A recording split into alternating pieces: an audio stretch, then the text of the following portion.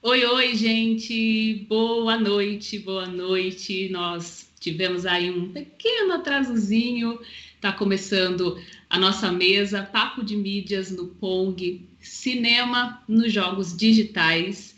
Um dos nossos convidados ainda está entrando aqui no Skype, né? Tivemos um pequeno probleminha técnico, mas já já ela chega, a Milena Azevedo. E eu já estou aqui com o professor Marcelo Prioste. Antes quero me apresentar, né? Para quem não me conhece, eu sou Érica Azusa, jornalista, professora de comunicação. Estou cursando, né, o curso de doutorado na PUC São Paulo em tecnologia da inteligência e design digital. E atualmente tenho uma empresa chamada Papo de Mídias, que é um canal de comunicação focado em cultura digital e em educação midiática.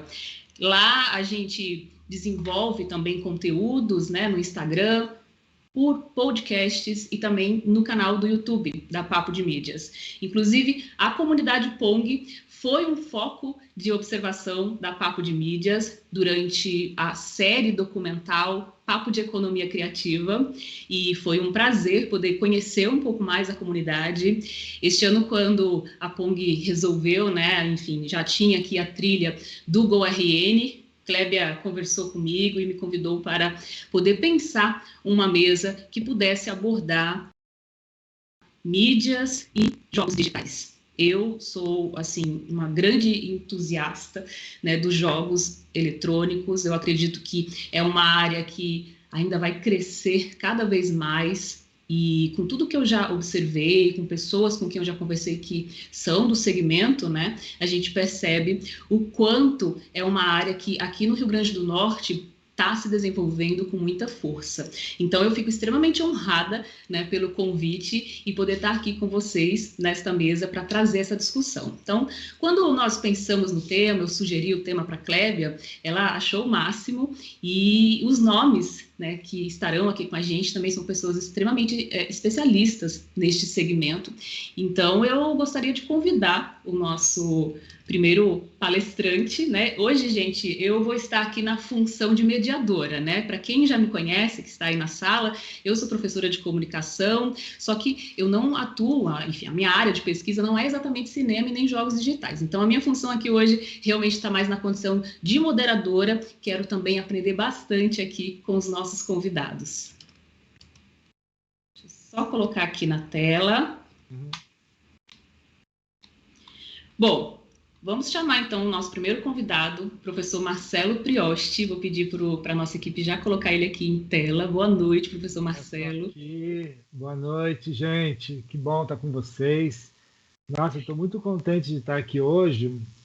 Eu aceitei o convite com muito prazer, porque esse tema é muito interessante, né? É um tema muito instigante, é um tema contemporâneo, é um tema assim que gera muita discussão, né? É um tema muito forte, muito intenso, para várias áreas e tal.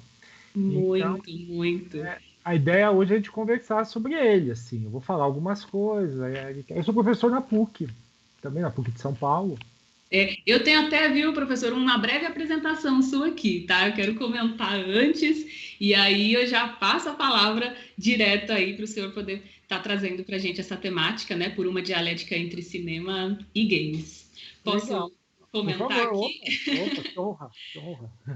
Gente, olha só. Inclusive, quem tiver com a gente, já deixa o convite para vocês comentarem no chat, tá? Mandem mensagens. A gente quer saber aí das opiniões de vocês. A gente quer fazer, assim, realmente dessa mesa um papo de mídias. Então, como vai funcionar, né? O professor Marcelo vai falar, vai fazer a apresentação dele por cerca de 15 minutos. Estamos aqui na torcida para a Milena conseguir entrar na sala. E aí, se ela conseguir, ela também vai falar por 15 minutos. E em seguida, a gente vai abrir para poder fazer essa interação. Então, enquanto isso, vocês podem estar discutindo. Já acabei de saber aqui que a Milena já está com a gente. Seja bem-vinda, Milena. Opa, muito obrigada aí, né? Probleminhas de computador aqui, mas eu espero que agora eles tenham estabilizado, senão vai virar Black Mirror e não vai ser muito legal. Eu já soube, inclusive, que você assistiu ontem, né? O filme que a gente comentou ontem na reunião. Isso. Muito bom. Bom, já que estamos com os dois convidados, então eu vou fazer uma breve apresentação, né, dos dois. Gente, a Milena Azevedo é mestre em História pela Unicinos, no Rio Grande do Sul. Já foi professora e empresária e desde 2005 milita no campo das histórias em quadrinhos. Quem aqui é ouvinte do podcast da Papo de Mídias, com certeza já deve ter conferido aí o episódio com a Milena, quando a gente conversou bastante sobre os bastidores, né, da produção de HQs aqui no RN. Atualmente, ela segue como diagramadora, letrista e roteirista de HQs e games, com trabalhos publicados em coletâneas locais, nacionais e em Portugal e Angola. Finalista aí do troféu HQ Mix, da categoria Quadrinho Alternativo do Festival de Angoulême, na França, vencedora do troféu Ângelo Agostini de 2019, melhor lançamento, e do HQ Mix de 2019, também melhor publicação Mix. A Milena vai ter tempo aí também para falar um pouquinho das obras dela e principalmente, né, da experiência que ela está tendo agora com o trabalho de roteirista nos games, né? Então vai ser bem bacana a apresentação da Milena. E o professor Marcelo Prioste é doutor em Meios e Processos Audiovisuais pela Escola de Comunicação e Artes de São Paulo, da USP São Paulo, mestre em Design, pós-graduado em Multimídia e graduado em Comunicação Social, Rádio e TV, designer e professor universitário desde os anos 90, nas áreas de Design, Artes e Cinema.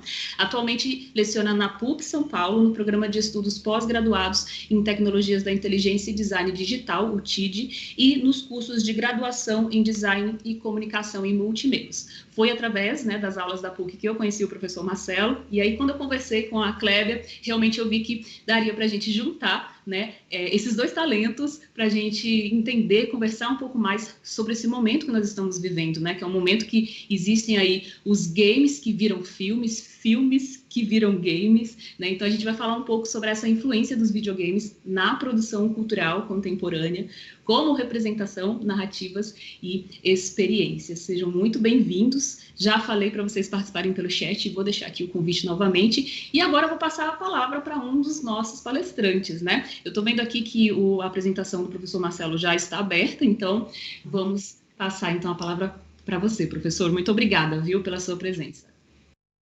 Eu agradeço novamente, né? Como eu estava falando no comecinho hoje, né?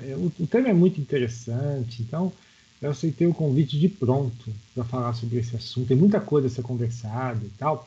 E eu vou tentar trazer umas outras visões, assim, saindo talvez um pouco daquela leitura óbvia, e uma leitura às vezes até um pouco repetitiva sobre as relações entre cinema e game, né?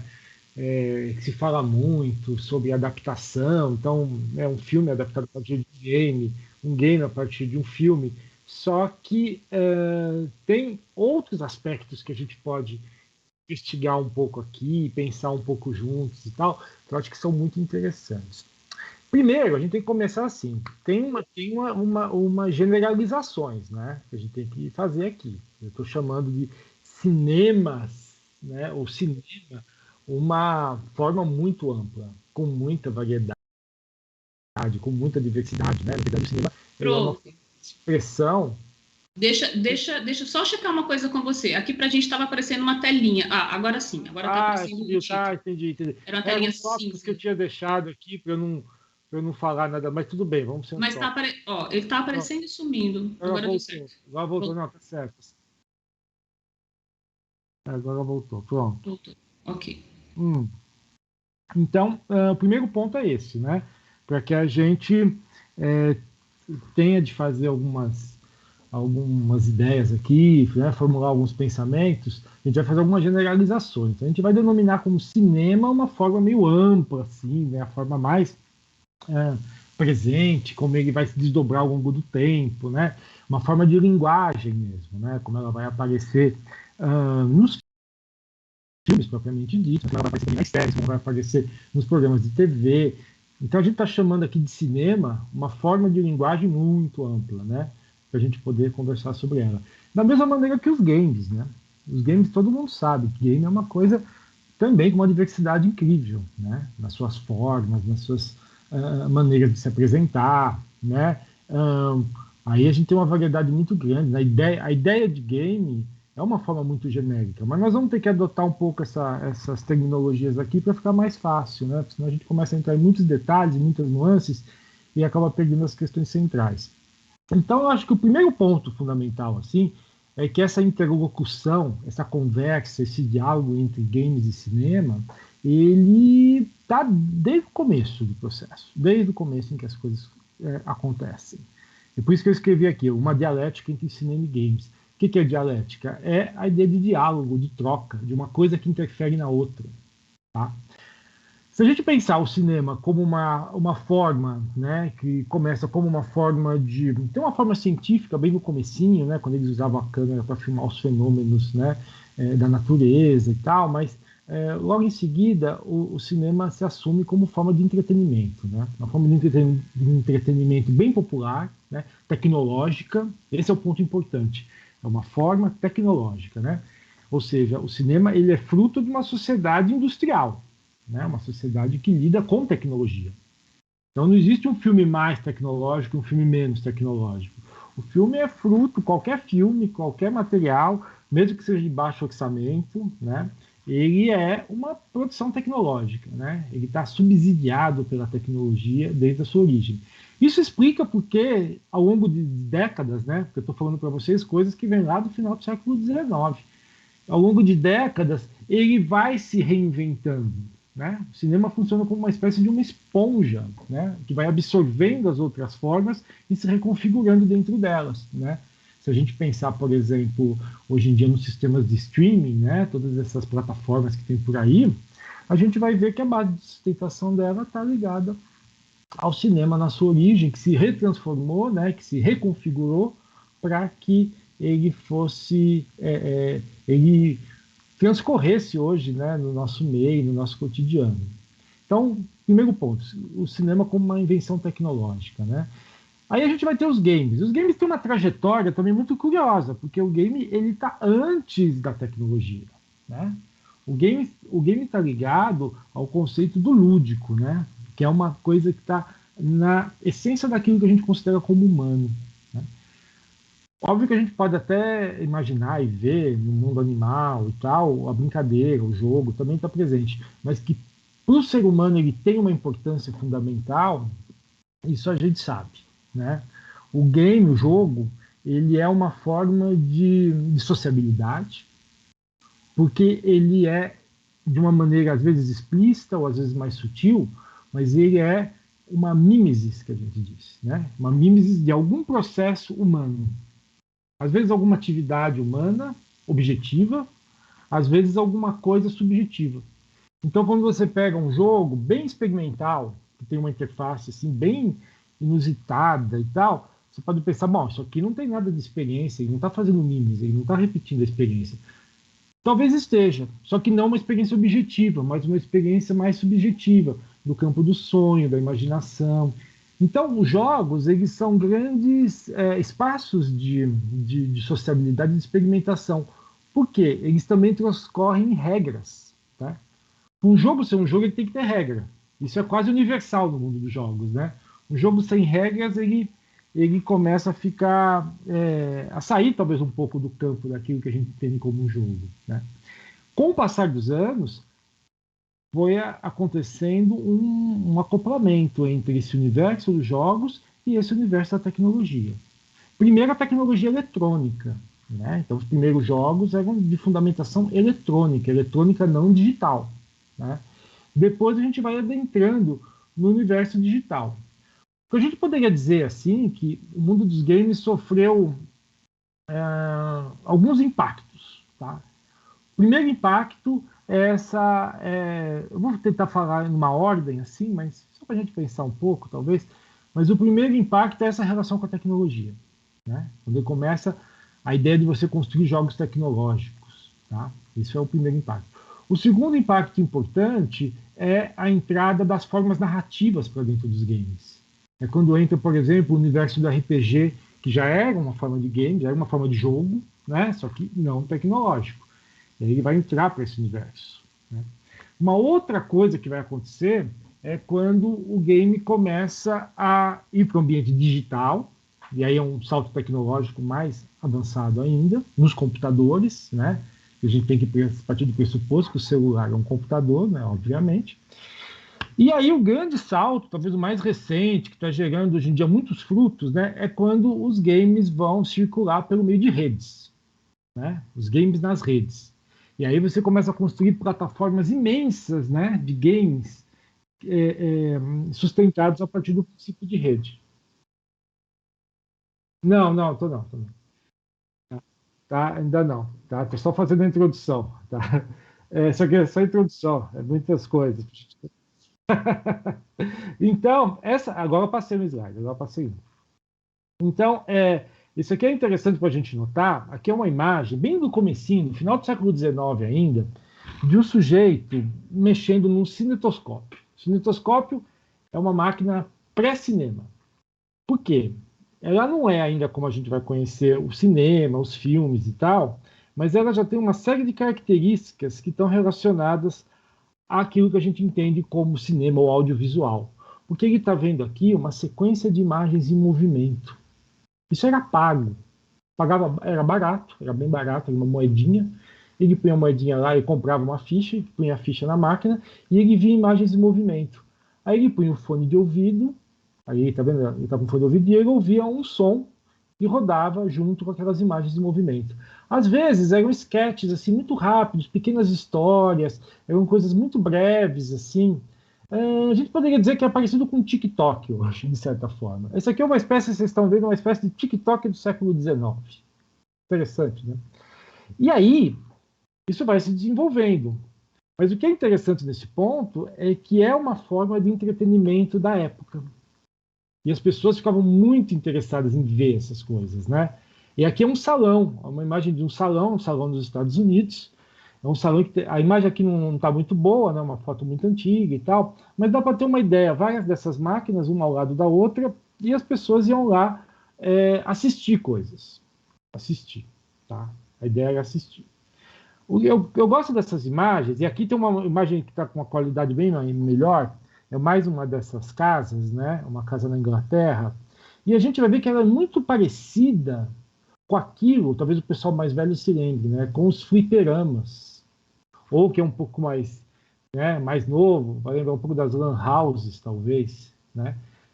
Eram máquinas, eram aparelhos, cada um com um tema diferente, eles têm ali uns cartazezinhos indicando do que se trata, mas a sistemática era a mesma, a pessoa comprava uma ficha, ia lá e tinha uma experiência de assistir alguma coisa. Então a gente já percebe aqui, nós estamos no mundo do cinema, mas a gente consegue já notar claramente uma ponte com aquele universo dos games que vai se construir depois. E aí tem um ponto importante que eu queria aproveitar para trazer para vocês, que é o seguinte. Eu só abri aqui para poder ver o meu tempo, tá, gente? Senão eu fico meio perdido aqui no tempo. Deixa eu voltar aqui. Pronto. As pessoas pensam assim, bom, uma diferença entre os games e o cinema é que nos games você tem uma operação, né, interativa, né, e você toma decisões, você mexe ali e tal, né, e você compete, você interage com aquele universo, né, tem um processo de imersão. Então isso caracteriza o game. O cinema seria diferente. Mas quando a gente parar para pensar na experiência que a gente tem com aquilo que a gente chama, né, de cinema, audiovisual, ou série, ou o que for que vocês quiserem denominar, a gente vai perceber que existe uma experiência lúdica, né, que transcorre ali.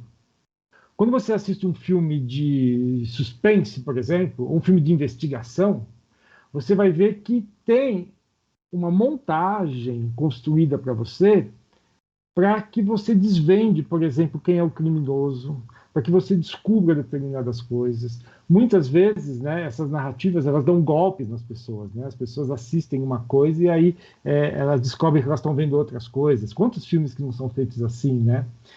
Ou seja, essa experiência imersiva, essa experiência do lúdico, ela já está no cinema. É muito interessante que, na verdade, nós estamos falando de duas faces, né, de uma mesma moeda. Então, eu acho que esse é um ponto-chave, assim, ó, aqui um cartaz aqui dos primeiros filmes, da época do cinematógrafo do Lumière, né? a ideia do entretenimento aqui, muito clara, né?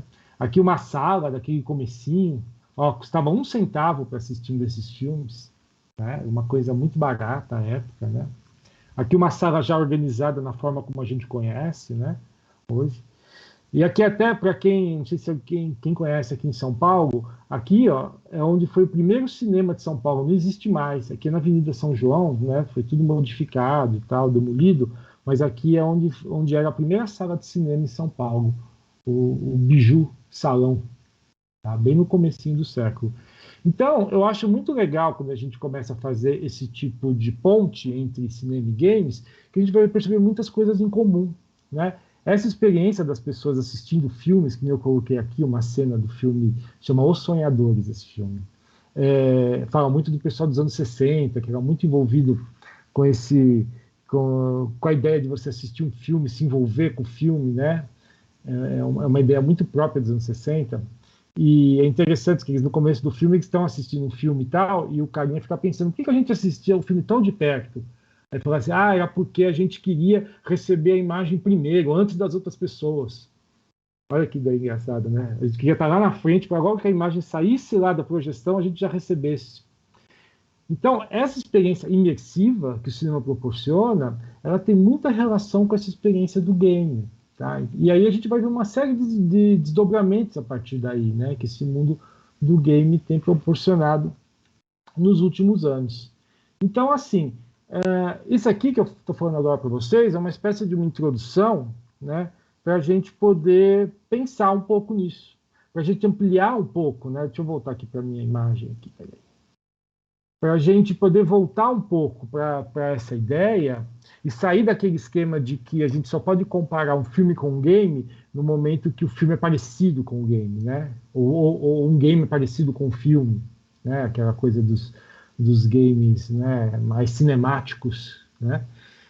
Na verdade, a experiência, se a gente deslocar essa ideia de cinema e game, sair dos objetos e ir para a experiência das pessoas, a gente vai perceber que existem muitas correlações, muitas mesmo, tá? Então, é um pouco disso que a gente vai ir falando hoje. Já fiz uma introdução, assim, não sei se deu para ajudar ou para bagunçar um pouco a nossa conversa.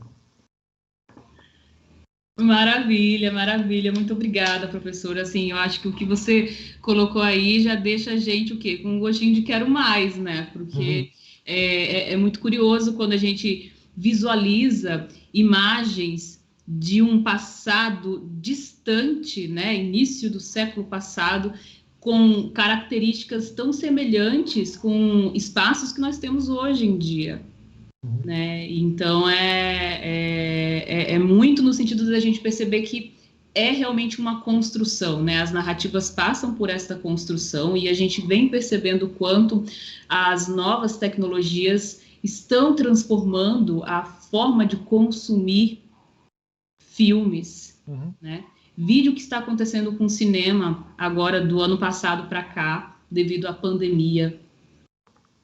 As salas estão passando por muitas dificuldades, né? Ainda há muitas pessoas com medo de ir ao cinema, e o que é extremamente justificado, né? Ainda estamos em pandemia, mas o fato é que pensar essa imersão, como você colocou, né? Pensar esse contexto da forma de entretenimento e a maneira como nós, espectadores, recebemos esses conteúdos, né? Faz com que a gente perceba o quanto o próprio storytelling mesmo, né? Hoje em dia, dos vídeos, dos jogos, eles são construídos em cima de histórias, em cima de narrativas, para que as pessoas elas não só tenham ali o momento do entretenimento, mas também conheçam a história, né? Leiam sobre o assunto. Eu estava ontem, quando nós estávamos aqui reunidos pensando, né, à mesa, pensando essa temática, quanto ela é abrangente, pensar cinema nos jogos digitais, né, Marcelo, Milena, e aí veio muito esse pensamento, poxa, eu, assim, não jogo, né, não sou, já joguei, gente, mas assim, anos 80, pelo amor de Deus, né, há muitos anos, a long time ago. Então, assim, hoje em dia, quando eu vejo, por exemplo, a minha irmã, ela tem seus 24 anos de idade, né, jogando lá o Overwatch, E aí, assim, ela antes de começar a jogar é todo um processo, é uma leitura, a escolha do avatar é um processo lento, tem muita história envolvida em cada espaço, né? E isso é muito fascinante também. E outro ponto que eu comento, até antes de passar a palavra para a Milena, é o fato de que esse ano, por exemplo, a indústria de games mundial teve o seu primeiro Oscar, né? Que foi um documentário, inclusive, que eu conheci em uma das aulas, né, professor Marcelo? O professor Marcelo tinha sugerido esse filme, esse curta-metragem, né, chamado Colette, que é um curta que foi lançado dentro de um jogo. Eu anotei o nome do jogo, gente, deixa eu olhar para dizer certinho, tá? É o Medal of Honor, Above and Beyond. Esse curta foi lançado dentro desse jogo e as pessoas poderiam assistir rodando através do óculos, né, o equipamento de realidade virtual. E foi o curta vencedor do Oscar deste ano. Estou com um slide dele aqui, Então, nesse slide dá para põe ver. aí para a gente ver. Só para ver a cara do slide. Porque é interessante, é uma coisa curiosa. Quem quiser assistir, ele está no YouTube, está gratuitamente no YouTube. E eu fui assistir ontem, viu? Eu vi. Que legal, Milena, que legal. Eu não conhecia essa história, achei extremamente tocante, né? Caramba. É bem incrível. A ideia é só fazendo uma intervenção, desculpa, mas a Claro, ideia era que eles queriam fazer com que. Porque a gente sabe, né? O mundo inteiro hoje em dia está sofrendo com uma coisa muito, muito ruim, assim, né? Uma visão assim da realidade muito distorcida, uma forma muito desumana de ver as coisas. E é importante mostrar para as gerações mais novas coisas como, por exemplo, o que foi o nazismo. Isso. Né? Porque, né, muita gente se esqueceu, não sei o que aconteceu. E aí esse curta-metragem ele serve um pouco para isso, porque ele roda dentro de um game que é um game de guerra. Então é justamente para mostrar para aquele público que está habituado àquele universo essa dimensão a partir do documentário a história da Colette, que ela foi da resistência francesa contra os nazistas e tal, perdeu um irmão. Então o filme mostra isso, né? É bem legal. E é bem forte também. Quem for assistir, vai preparado, porque é emocionante e, ao mesmo tempo, tocante, né? Se a gente, para quem gosta, por exemplo, das histórias da Segunda Guerra, assim, você volta lá no passado e o que eles mostram ali, né? A gente já tendo a consciência que é baseado em fatos reais, é bem tocante, realmente. O senhor acredita que esse movimento, assim, né, de lançamento de vídeos, de filmes dentro dos jogos, pode se tornar uma tendência? Parece que está indo nessa direção, né? A gente tem essas plataformas grandes, Fortnite, Free Fire, Roblox e mais um monte de outras aí, em que elas são mídias, né? Elas são mídias. Há shows sendo feitos nelas e tal. E no caso, como esse exemplo aí que você falou, num outro game, mas você tem a ideia do game como uma espécie de um veículo de audiovisual também, você assistir coisas também, né? Então isso está muito forte. Ao longo dessa semana, uma coisa muito recente, né, se discutiu muito uma coisa que o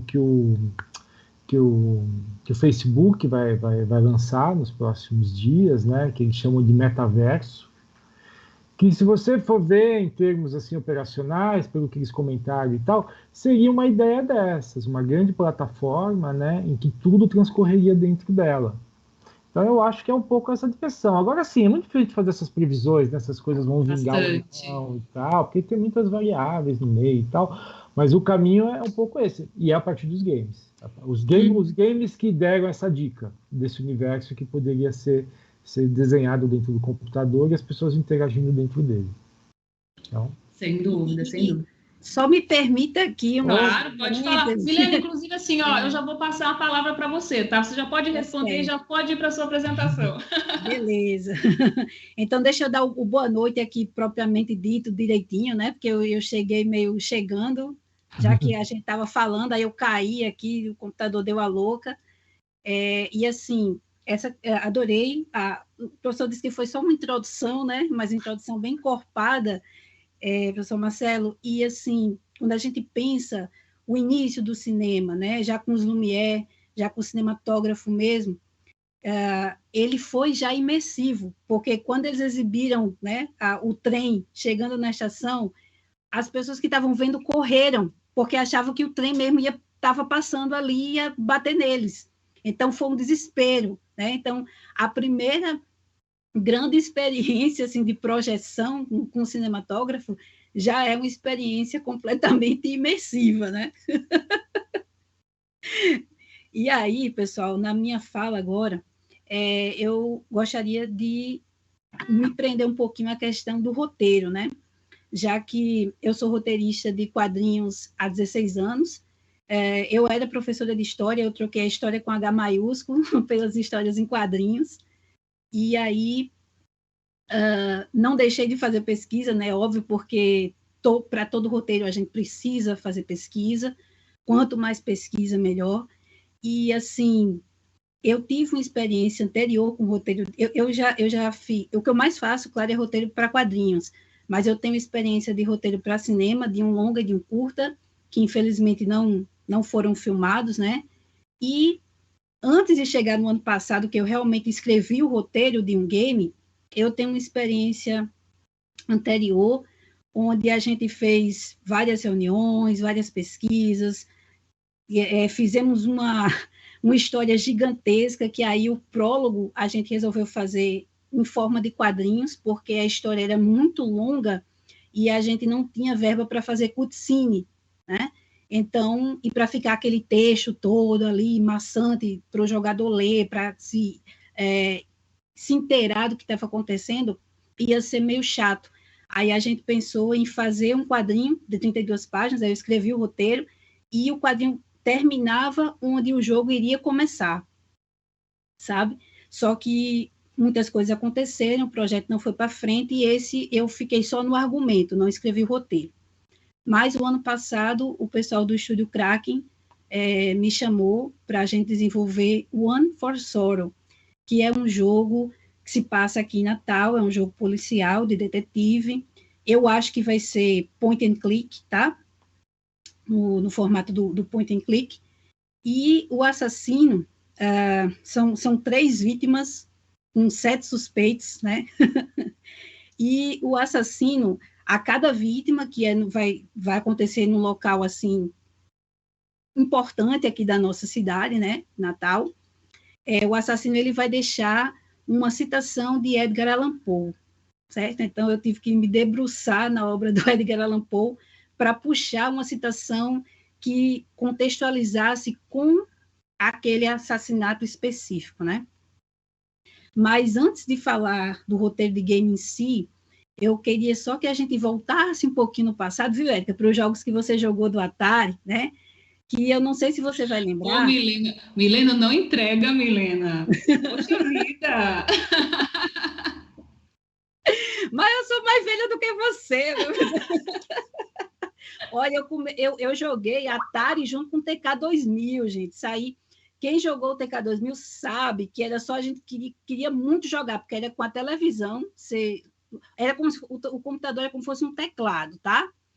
E a fita o jogo era uma fita cassete. Aí você ligava, acoplava o gravador, né? O reprodutor lá o gravadorzinho lá, e para a imagem aparecer na tela, tem que ficar, ó, tone, balance, tone, até conseguir chegar, passava muito tempo, sabe? Esse então, assim, não conheço não, hein? Esse não é do meu tempo não, hein? Acho que você não conhece. É do meu. Conhece, né? Então, assim... Mas, Milena, é o que eu sempre falo, sabe? Eu até queria aprender esses atuais, mas me falta tempo. Porque, quer dizer a você, é um caminho sem volta, viu? Se você entrar, você vai gostar. Tô sabendo. Depois eu quero saber da Clébia também, tá? Se a Clébia já tá jogando, porque eu sei que o filho dela joga e ela fica na administração da comunidade Pong, mas ela mesma já falou assim, eu acho que eu vou começar a aprender a jogar aí também, entendeu? Para me divertir. Olha que tem um episódio dos Simpsons que a Marge, ela fica vendo, né, o Bart jogar e depois ela começa a jogar um MMO lá. E aí ela fica tão ensandecida, né, que ela não dorme mais, ela vivencia o jogo, entendeu? Aí o Bart se preocupa com ela. Mãe, tem alguma coisa errada, né? Você surtou, sabe? Então, Nossa, mas vamos lá então. vamos Ó, lá. não queria nem dizer, gente, mas eu já recebi um recadinho aqui que faltam 15 minutos para Vixe, nossa. Maria, então vamos correr. Deixa eu só Vamos dar um lá. golinho d'água. Então, esses jogos do Atari eram jogos que não precisava assim, de um roteiro propriamente dito, era um fiapo de história, porque o que se pegava mais era a ação. Vamos fazer dar um exemplo aqui que acho que quase todo mundo lembra, até quem não jogou, acho que conhece o jogo, Pitfall. Pitfall, você tem um cara, como fosse uma floresta ali, aí tem um cronômetrozinho, você sabe que você tem que ir para a direita, aí tem os obstáculos, tem lago, tem poça de lama, tem lago com cipó, tem jacaré, tem cobra, tem escorpião, né? Mas você não sabe o que aquele cara está fazendo ali, por que ele está ali, né? Você não sabe nada. Aí, uns joguinhos, assim, já Master System, né? Alex Kidd e Miracle World. Aí você vê, olha, o irmão dele foi sequestrado, aí você tem uma história, um arcabouço ali de uma história, né?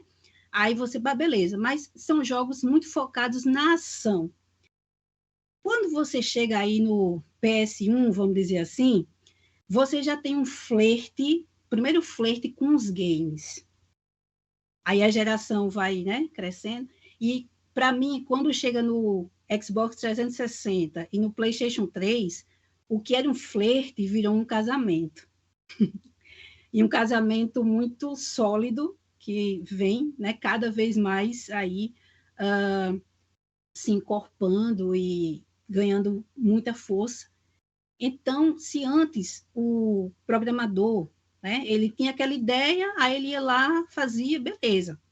Só que agora você pega uma franquia como Assassin's Creed, que requer uma pesquisa enorme, história, arqueologia, antropologia, moda, né? É uma pesquisa, assim, enorme. A equipe de produção de um jogo desse é enorme também, porque eu tenho o quê? A divisão das equipes. Eu tenho aquele que vai trabalhar só com cenário, eu tenho aquele que vai trabalhar com character design, eu tenho que vai trabalhar só com figurino e por aí vai, certo?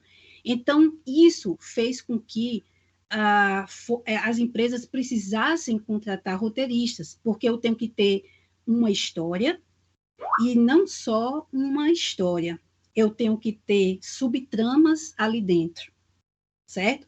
Então, eu tenho que ter um roteirista para amarrar tudo. E aí, como é que a gente geralmente começa a fazer, né, um esboço aqui, até mesmo para facilitar na hora isso aqui não é nem o roteiro, é para o argumento ainda, tá?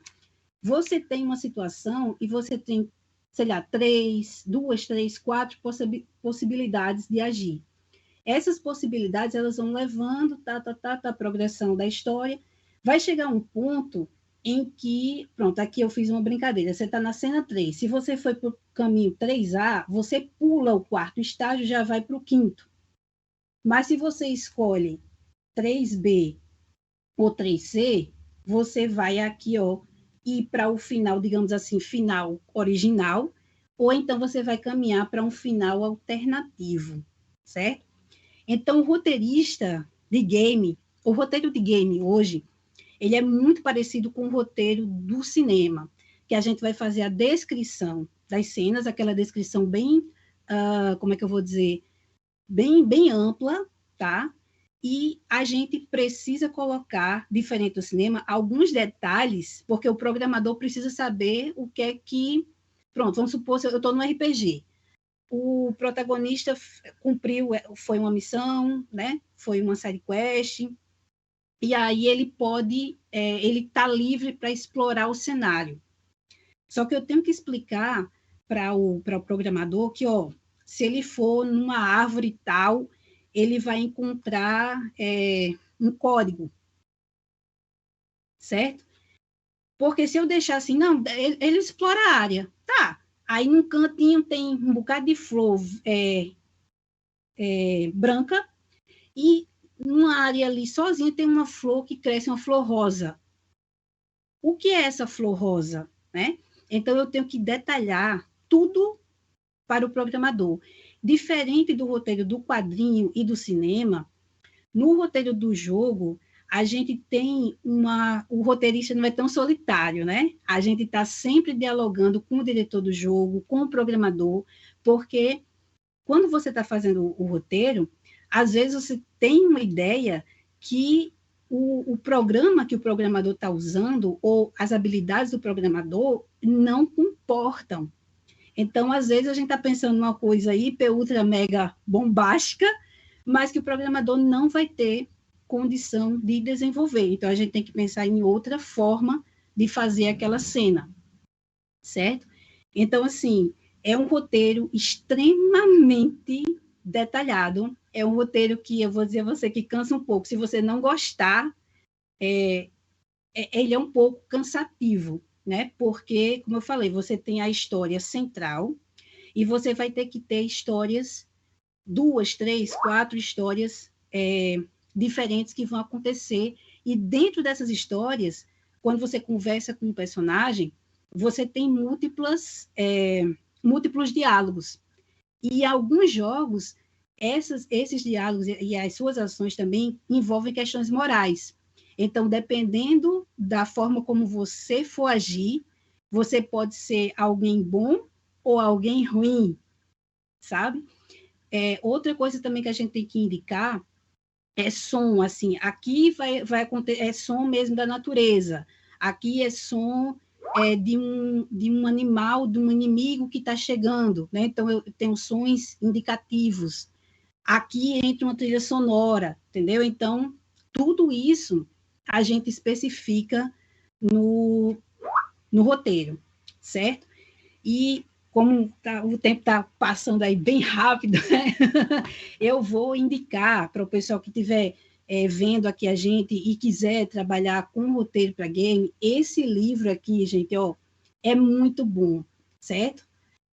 Video Game Writing, que é do Maurice Suckling e do Marek Walton. Esse livro aqui eu ainda não tenho no Brasil, livros de roteiro para games não, infelizmente não tem no Brasil, tem que saber inglês para poder ler, tá? E esse aqui eu acho muito bacana porque ele fala de narrativa e ele também fala, aí tem vários desses esqueminhas, das estruturas, como você pensa na estrutura da história, como você pensa na estrutura dos diálogos, porque você pode se perder também, né, com os múltiplos diálogos, e ele também vai ensinar você como apresentar um argumento para uma empresa, para o diretor do jogo, para o programador, né? Então, ele diz, faz o argumento já dividido em atos, coloca gameplay, entendeu? Porque, assim, vamos supor, né, cena 1, que é o começo de tudo, aí se tiver uma cutscene normal, né? Só que é um curto animado dentro do jogo. É uma cutscene interativa. Então, para a cutscene prosseguir, o jogador vai ter que fazer algum movimento no joystick, ou para frente, ou ele pode olhar para os lados, tá? Ou a cutscene pode já fazer com que o jogador compreenda quais botões usar para andar, correr, pular, se esquivar, se agachar, entendeu? Então, tudo isso tem que estar explícito no roteiro. Então, o roteiro do game é um roteiro extremamente técnico, né? Extremamente técnico, porque no cinema você pode fazer o chamado roteiro literário, artístico, que o roteirista descreve só a cena, no geralzão, e o diretor é que vai dizer, eu vou escolher posicionamento de câmera, vou escolher enquadramento, aí tem o diretor de arte, que vai ver a questão toda da luz e vai fazer as marcações de cena, né? Então, é basicamente isso. O roteiro para videogame, eu digo que é o samba do crioulo doido, porque ele, por mais que ele tenha como base o roteiro do cinema, mas ele tem essas interferências técnicas que são próprias da mídia videogame, certo? Então, tudo a gente precisa informar ao programador, né, o que é que ele vai precisar fazer naquele determinado momento ali do jogo. E eu acredito que todos vocês que estão aqui com a gente, com certeza perceberam o quanto essa temática é gigante, né? O quanto merece realmente muita visibilidade, muita discussão, né, tanto do ponto de vista acadêmico, né, professor Marcelo, toda a história do cinema e agora todo esse envolvimento é um campo novo até, eu diria, de pesquisa, né, pensando aí os TCCs, que eu sei que tem muitas pessoas jovens aqui com a gente também, pessoal de graduação, né, pensando mestrado, pensando doutorado, são áreas que merecem realmente serem bastante exploradas, tem muita coisa nova acontecendo e nossa, Milena, o que você trouxe, assim, acho que fica muito evidente o quanto é importante, né, dentro desse segmento de roteirização para jogos e pensar cinema também dentro dos jogos, você ter equipes multidisciplinares. Sim. Né? Profissionais de comunicação, profissionais de marketing, profissionais de tecnologia, né, de TI, programadores, desenvolvedores, designers, quer dizer, pessoas que vão precisar somar suas skills, né, seus esforços para poder desenvolver esse conteúdo. Parabéns, de verdade. Quero, assim, deixar o meu agradecimento aqui, professor Marcelo Prioste, pela participação. E a Milena Azevedo, e eu sei que o nosso tempo está super estourado, quero ler rapidinho aqui o chat, né, algumas pessoas comentaram, a Clébia mandou, maravilhoso bate-papo, muito obrigada, Clébia, um beijo para você, o Iago também, né, está achando o bate-papo excelente, e o Yuri Dantas falou assim, agora esses caminhos múltiplos estão voltando aos filmes. Ano passado saiu uma animação do Batman, Morte na Família, em que você faz as escolhas dos personagens enquanto assiste. E aí teve também aquele da série, né, da Netflix. O Black Mirror. Bandersnatch, né? Só que eu comentei para você, ele faz uma brincadeira, uma crítica à questão da múltipla escolha, né? Porque, na verdade, ele força a gente a ir nas escolhas, vamos dizer assim, mais centradas no roteiro. Quando você sai, aí você vai ter que repetir e reescolher até que você consiga chegar ao final mesmo do filme, né? Então, assim, ele faz ele abre, mas ao mesmo tempo ele faz uma crítica. Será mesmo que a gente está escolhendo ou a gente é levado a escolher? Eu achei fantástico isso aí. Discussão interessante. Perfeito. Bom, vou passar rapidinho a palavra para vocês, só para vocês se despedirem e também dizerem onde as pessoas podem encontrar vocês, porque aqui é só para deixar o gostinho de quero mais. Eu vou me despedir, primeiro agradecendo a você, agradecendo a Érica pelo convite, agradecendo a Kleber, agradecendo a Milena por estar aqui, aprendi um monte de coisa também, e fico muito feliz, é um tema muito rico, né? A gente conversou um pouco sobre ele, né? E quem quiser, assim, falar comigo, me encontrar, eu posso deixar o meu e-mail, não sei se aparece aqui meu e-mail pelo chat, eu não sei, esse chat aqui é só para nós, né? Eu acho que não aparece para o pessoal. Mas aqui, acho que não aparece. Mas pode colocar aí, que a Tatiana está aqui com a gente, coloca lá. Vou botar aí para a gente divulgar. Esse é o meu e-mail, quem quiser conversar sobre essas coisas, né? E quem quiser estudar isso numa graduação, numa pós-graduação também, lá na PUC, lá vai ser muito bem-vindo, na PUC em São Paulo. Obrigado muito pela oportunidade. Muito obrigada, professor. E você, Milena, onde as pessoas podem te encontrar, conhecer mais o seu trabalho? Bom, agradeço também o convite, viu, Érica, e também conhecer, né, o professor Marcelo, Clébia também, aí, que eu sei que lá no LinkedIn ela está sempre, né, postando tudo das atividades do Pong e tal. E, assim, onde vocês podem me encontrar com maior frequência é no Twitter, né, @Milena Azevedo, ou quem quiser mandar algum e-mail para mim com alguma pergunta, alguma coisa, eu coloquei aí também, m.galáctica@hotmail.com. E para quem quiser comprar alguns dos meus quadrinhos, tem a minha lojinha virtual, que é lojinhadamilena.lojaintegrada.com.br. E estou com vários trabalhos aí, viu? Recebi um convite essa semana aqui, hoje já teve a primeira reunião, assim, que é um trabalho, assim, né, de nível nacional. Hashtag vem emocionada, aí, né? E, assim, eu acho que vai, é um desafio, claro, que a gente tem pouco tempo para fazer, mas vai ficar bacana. E quando o jogo sair, eu não sei se sai no final do ano, ou se sai do início de 2023, eu falo para você, viu? E vejo se Vamos, você joga, viu, sim. Érica? Se você gosta. Vamos divulgar. Inclusive, assim, gente, eu já deixo aqui publicamente, né, o convite para o professor Marcelo, para a Milena novamente, para a gente fazer um podcast, Papo de Mídias, com esse foco, e aí a gente vai poder continuar esse debate no podcast. Professor Marcelo, Milena, muito obrigada. E, gente, quem quiser me encontrar nas redes sociais, eu estou no Instagram, @ericazuza, Erica com K, Z-U-Z-A, e no @Papo de Mídias. Deixar aqui meu agradecimento à equipe, que atendeu super bem a gente aqui, né? O Iago, o Pedro, a Clébia e todos. Deixa eu só olhar se tem mais coisinhas aqui no chat. Agradecer também a Tatiane, que está na coordenação de palco, né? O participante Eric da Silva comentou aqui o Bandersnatch, é isso, né? Acho que ele estava lembrando o filme. A Clébia, muito obrigada por ter aceitado o convite, o Yuri mandando as palminhas. É isso, gente, muito obrigada e sucesso. Pessoal, obrigado aí. Obrigado. Obrigada também. Até uma próxima. Até mais. Até mais. Tchau, tchau. Valeu.